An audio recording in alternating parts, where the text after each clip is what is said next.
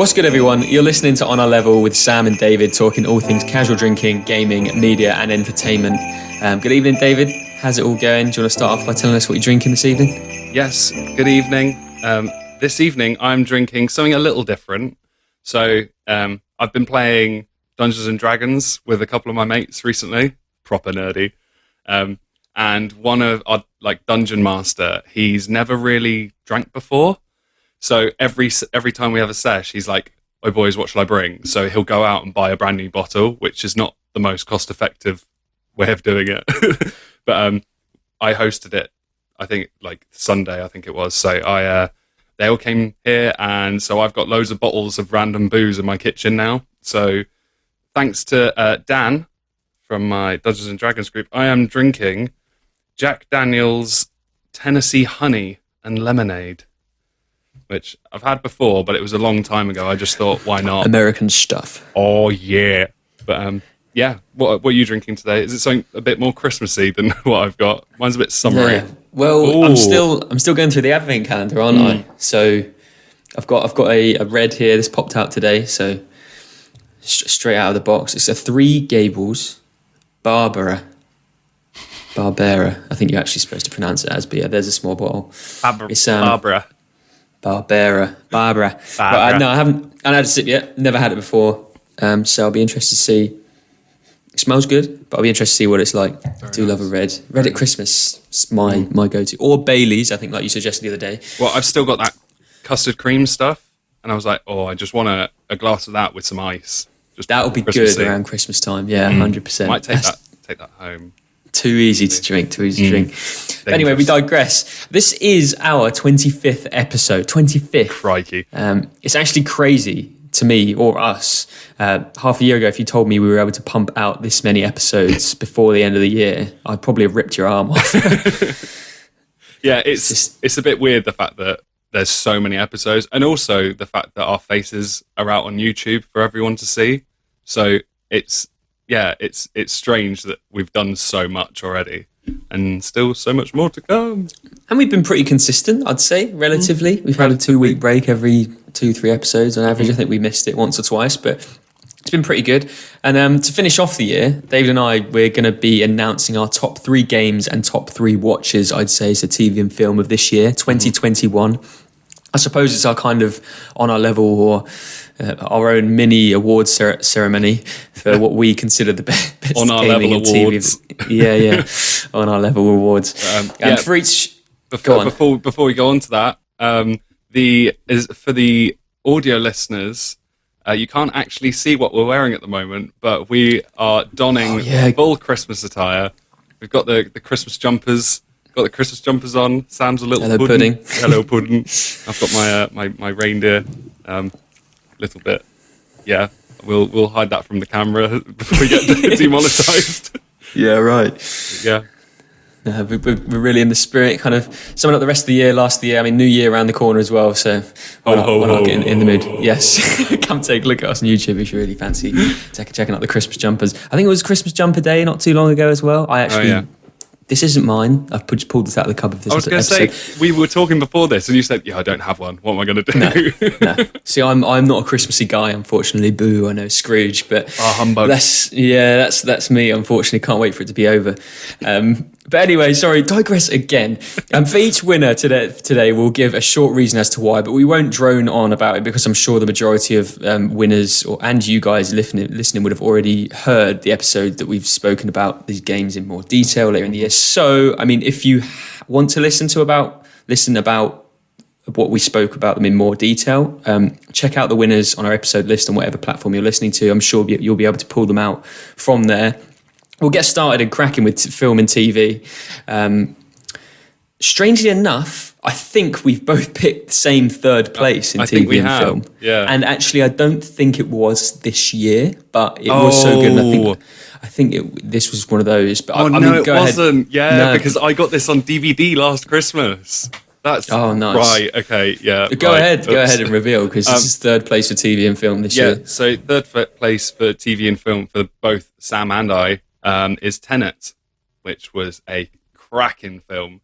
I think one of the reasons why I had it, I think this is actually the only movie that I've got on my list. Actually, one of the reasons for that is it's just mind bending. It's like proper Inception style mind boggling. Like there's just so many Christopher Nolan, like proper, time warping stuff. Yeah, and I feel like it's got a huge like watchability. Like you could watch it so many different times to try and figure out like where different points like meet and stuff like that. It's very confusing. But, makes you think. I do absolutely. love a film and TV series that makes you think, and it was really, really good. I think it was actually released during the pandemic last year, or at points, and it got kind of a bumpy release on streaming services. But I highly recommend watching it. It's such a good film. If you do like those Inceptions and Interstellar stuff, go and check it out. It is a fantastic film. Yeah, great. So that was kind of coming at third place for TV and film. Second place, I don't know what you had down. If you want to go ahead. So as I said, Tenet was the only movie I've got. So for my second position, I put down What If. So the Marvel animated series that they've got on Disney Plus. It's just, because I'm a massive Marvel fan. Everyone who's listened to this podcast knows that I'm a massive Marvel fan. And it just gave a little bit more, it kind of expanded everything that we've watched so far. So that, like, there were just so many different kind of like, oh, what if this happened? And that's basically the whole premise of the show.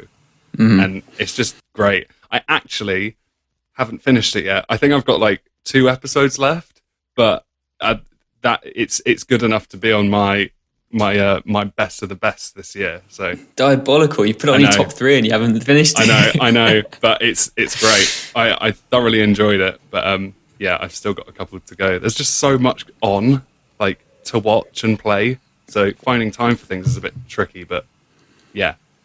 Marvel's What If, that's my number 2. It's that time of year to watch stuff as well. So What If, I think, is on Disney Plus if you want to watch it. It's like David said, the cartoony version of different strands of the multiverse. I've actually gone for June.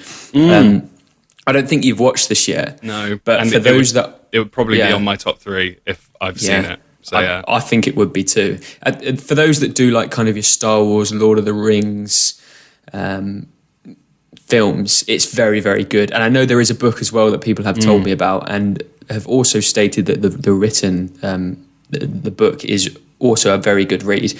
Unfortunately, I'm not a heavy reader, but I watched the film. I really, really enjoyed it. Hans Zimmer's on the music. I mean, we mentioned that in a recent episode. I think it's fantastic. Can't recommend it enough. It's very slow. It's quite a long film. It's one of those that's very cinematic, open spaces, a lot of music, a bit of action.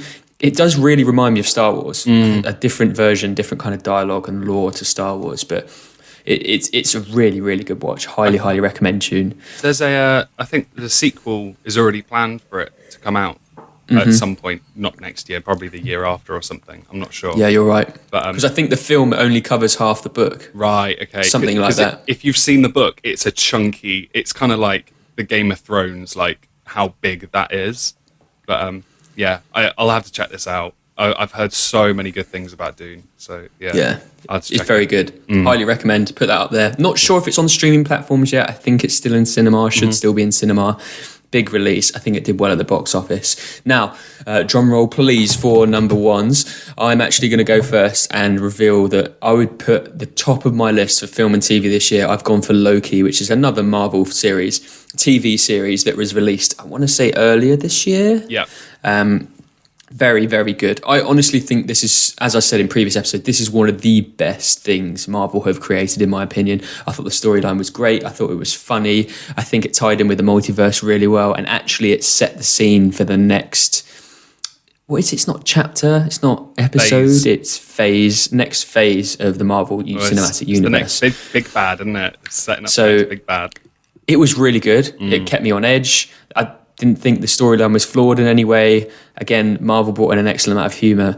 I think it was by far my favourite thing I watched this series, and I think even my partner would vouch for that as well. So yeah, Loki on Disney Plus. I think that's still available to stream. Highly recommend. And there's a second series, I believe, coming out at some point, which will be good. Great. Yeah, because it's got like Owen Wilson and stuff like that in it, isn't it? But yeah, go on. Reveal yours first. Well, firstly, Loki was also incredible. That is very absolutely on my top list.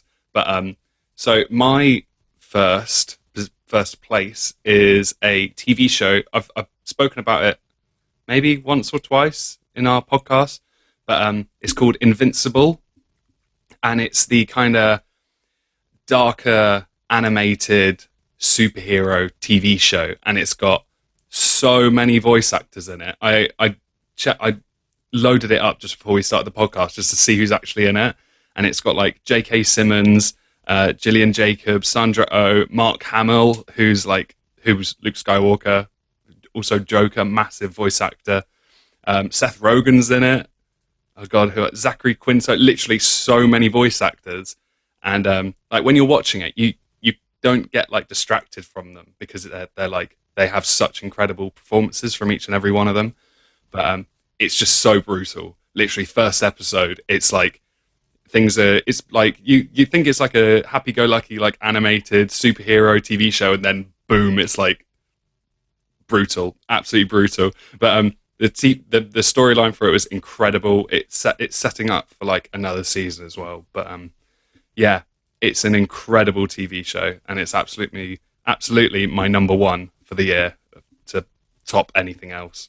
I absolutely recommend it for people who like superhero stuff, for sure. Dark superhero stuff. Yeah, and it's what platform's that on again? It's it's on Amazon Prime Video, which is it's Amazon Prime Video, but it's like they kind of have a Justice League team in it. Like there's characters like Batman and Superman and Wonder Woman and stuff, but like it's just brutal. It's like the darker, what you kind of think how superheroes would be in real life. I think I compared it to like The Boys, which is the live action. I've seen some of that. Darker superhero stuff, but yeah, Invincible's great, absolutely great, top notch. Nice. Yeah. Well, there you go. That's our top three from both of us. So in third place for both of that was Tenet, that I'm pretty certain you can catch on Amazon Prime as well. Second place you've got June and What If you can catch on Disney Plus, and first you've got Loki on Disney Plus and Invincibles on Amazon Prime, leading the way for us. So there you go. That's our top three film and TV. We'll move swiftly on to games.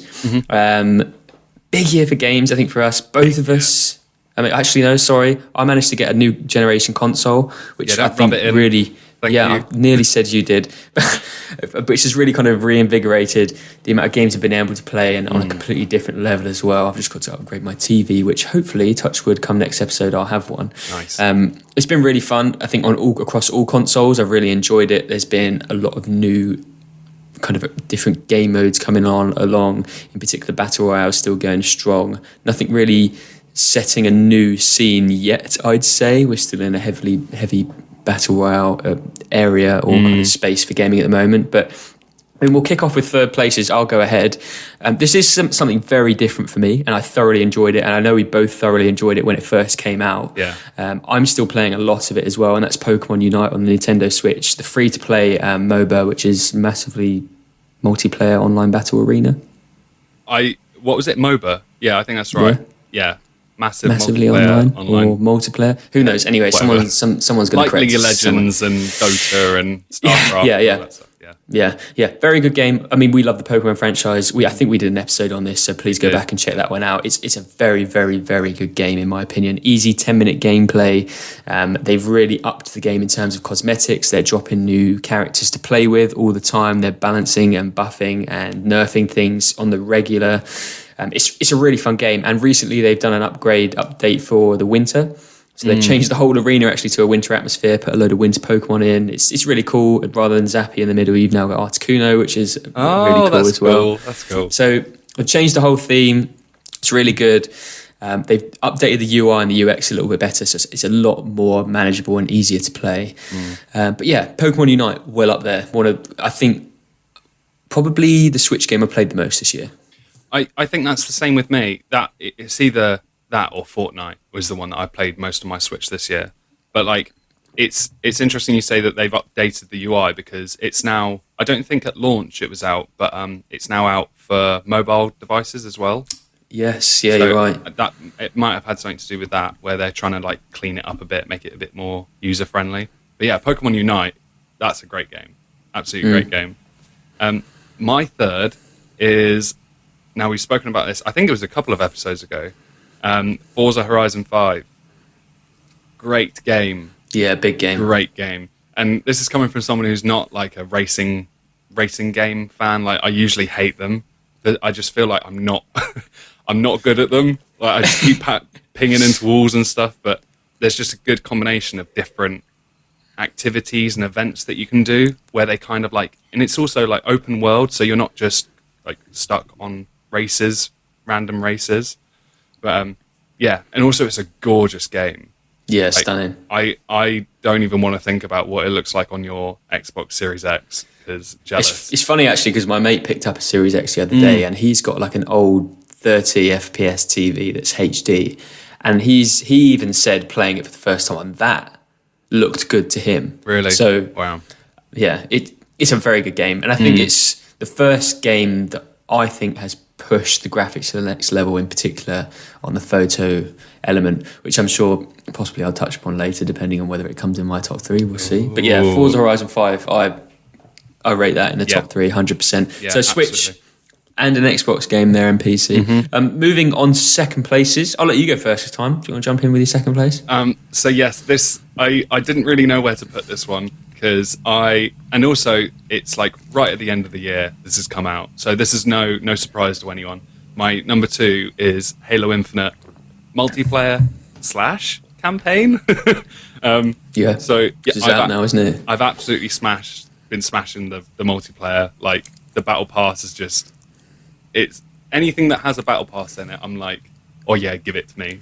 I want it all. It's like all the weekly challenges and how they've done like weekly challenge, and then if you beat all your weekly challenges, you get an ultimate challenge, and then when you do that, you get an ultimate item for the week or something. Anything with the word challenge on, David is hooked.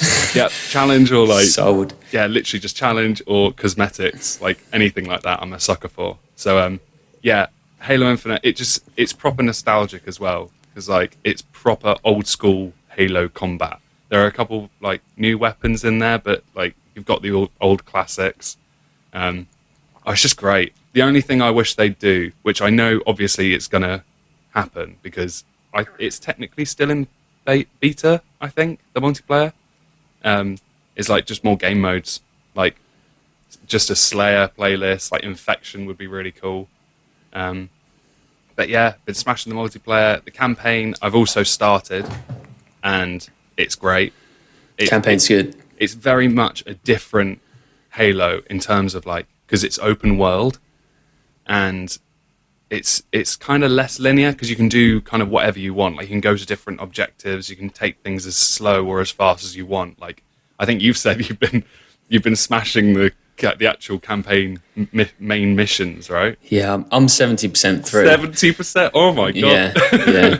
But again, I've just followed that line, and I intend to pick up all the open world aspects when the co-op comes in. So that's my trail of thought. But yeah, I mean, 100%. I think if it had been released earlier, I'd definitely put Halo in there as a worthy contender. Yeah. And I think there's a lot of big names, like even Fortnite with their rebranded map. I've really enjoyed it recently. Oh, yeah. Played a lot of it. Yeah. But Halo Infinite, 100%. So that's, second place. I think that's a fair shout. Yeah, multiplayer has been really fun. It'll be interesting to see once you say the whole full whack is out there. My second place is another...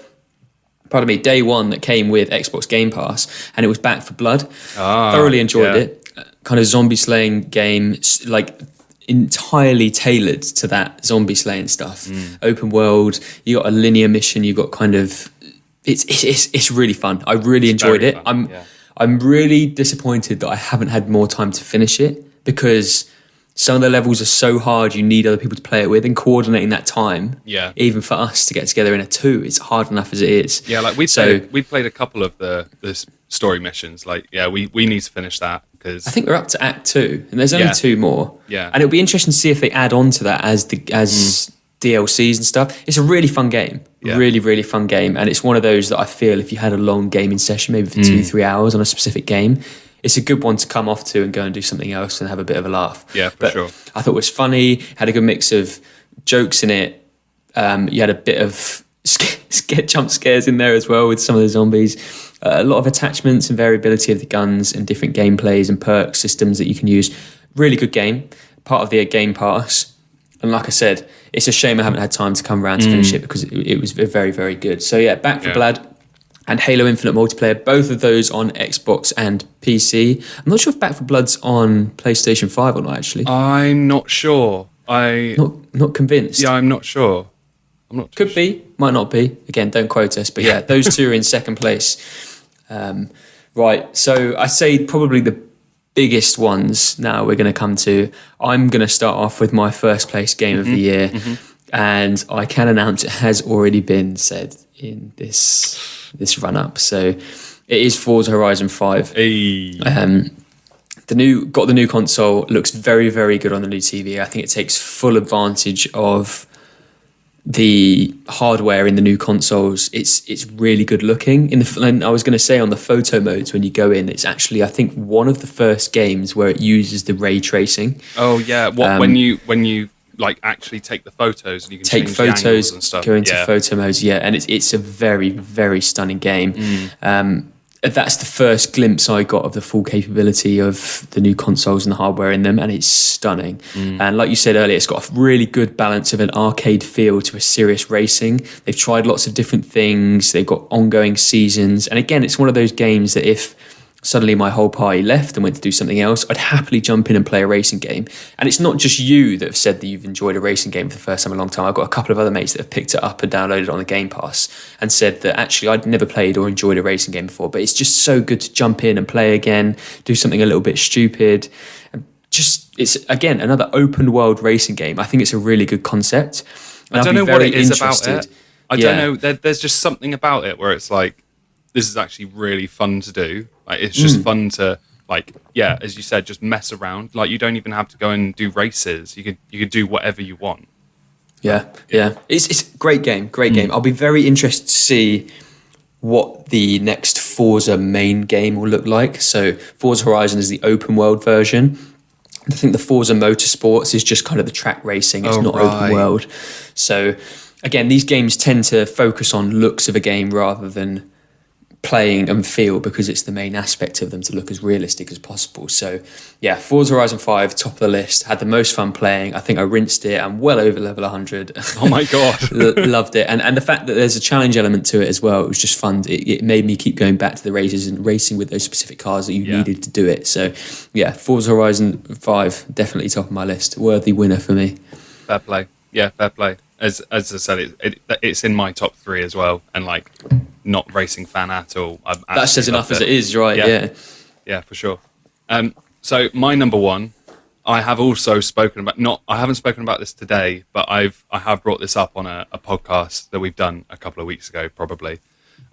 So my number one is a game called Death's Door, and it's just an incredible game. Like, it's got that kind of like indie game feel where it's like it's kind of top down action adventure game where you're this little cute kind of like, I think they're a crow. Yeah, they're this little cute crow that just goes around this world, and there's bosses that you've got to fight, and it's not like you don't have any dialogue at all. So all of your emotion that you're putting on your main character comes across from the bosses that you fight against, and even like the end boss. I'm not going to ruin anything, but like it makes you it almost makes you feel sad for getting rid of these bosses. Like, they put so much emotion and character into these different enemies and stuff like that. It's very clever how they do it, and like each different kind of area that you go to, it's kind of the same with most games where like it has its own individual areas and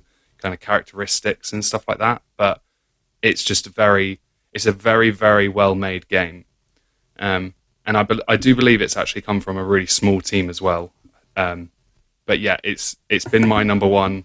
Great mechanics. It's a very good looking game as well. Like, it's kind of got that minimalistic, almost cel shaded, cartoony look that I absolutely love. Death's Door, my number one for the year for sure. I just had a quick look actually, and the ratings on it are like through the roof, like 90% plus. Like, it's very, very good. And like you said, for that kind of stuff to come from an independent label is always nice to see, and particularly when it's made an impression on a gamer, because you're generally used to going for those AAA rated games. So when something like that crops up, it's good to see something break through. And I think it's very different. I could see. So Yeah, Death's Door and Forza Horizon 5 topping our games of the year. So just to recap on them, Pokemon Unite for third for me, Forza Horizon for David. Second place we had Back 4 Blood for myself, and Halo Infinite and Campaign, I'd say now, for David. And then in first place, top of the list, we got Forza Horizon 5 for myself and Death's Door for David. So please go and check those. Death's Door's on all platforms, I believe, from what I just looked at. I believe so, yeah. Yeah. Not on any Game Passes or anything. No, but unfortunately not. Well, I mean, there you have it. On our Levels first of the year episode. Hopefully many more to come. Hopefully, yeah. Hopefully. Yeah. Keep the ball rolling. Yeah. Well, that's that 2021. So we'll see you in 2022. Yeah, we'll see you next year. We'd both like to express our thanks to all of you for those that have listened to all of our episodes, or one episode, regardless of which ones you listened to. The feedback has been great. Be it positive or negative or something that you think could improve, we really, really value it. So thank you. We've enjoyed doing it and we can't wait to share more next year.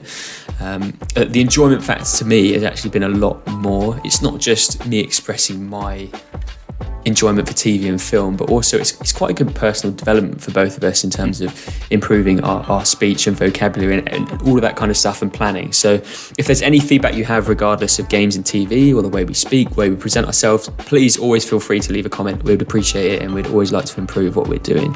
Yeah, absolutely. I absolutely second that. I know I have pauses and breaks in my speech and stuff like that, and I always say like a lot, especially seeing as like we edit it together. Like sometimes you'll edit it on one week and sometimes I'll edit it the next week, but when I edit it, I definitely hear myself and I'm like, David, stop saying just stop. But I've just when you edit when you do decide to watch or listen to a YouTube and compare it to a Spotify, it's a good spot the difference on those two for anybody that wants to have a little Easter egg or two if they've got too much spare time. The videos are slightly more... They are raw. Yes, it's raw because we can't fake it because we've got our video. Like you're seeing us for what we are. There's no glitz and glam being put onto the videos. But yeah, we absolutely look forward to doing more episodes, and yeah, it's been great, like especially just like catching up between us. It's just good, kind of like it kind of breaks the week down a little bit and it's something to look forward to. But yeah, it's always interesting and fun to see like user feedback and stuff like that, like what you guys think of our episodes and what you think we can improve with and stuff like that. So yeah, absolutely, thank you everyone. Yeah, truly. And I think we'll be taking a break from recording over Christmas and into the new year to make sure we can come back re-energized, and we'll cover all the latest technology and games. I think there's the Technology Expo that usually involves new TVs, phones and everything coming out in January, so we'll be sure to cover that. If you've enjoyed what we've done so far, or think that there are areas we can improve, please leave a review on places such as Apple Podcasts, YouTube comments, etc. Whatever platform you use, we really appreciate it. And finally, before we round off, drinks review, final drink of the year, how was it? It was very good. It is more of a summery drink, unfortunately. It's that kind of classic, like it's really sweet, like really, really sweet, especially seeing as I had it with lemonade. I can't actually see any... all it says is a balanced flavour, finely crafted, exceptionally smooth. But it's just honey. It's like proper sweet honey. American stuff. I enjoyed it. It's quite nice. How was your wine? Do you know what? Completely unplanned. Didn't have a sip before recording, and I normally don't do it. Honestly, I was very, very surprised at how good it was. Oh, good. I thought you were about to say, I was very surprised at how absolutely rubbish. Honestly, I think I might put that up there with one of the best red wines I've ever had. Wow. Yeah. That's a claim to fame. That is a claim to fame. Three Gables, Block 88, limited edition, Barbera. It was really good. A good balance of kind of full-bodied, but also getting some hints of fruity flavour in there. It was really, really good. Funnily enough, it didn't smell the best, but taste-wise, unbelievable. Yes, anybody on YouTube, take a look at that and try that. Incredible. Interesting. Incredible. Yeah. Incredible. So, I can't stop talking about it. Yeah, really good. Nice. What a way to round off the year. Yeah. So good drinks, Good episode, top 3 of the year. Hope you all enjoyed it. We'll round it off there. I've been Sam. And I've been David. Have a very Merry Christmas and take it easy because you're now on our level.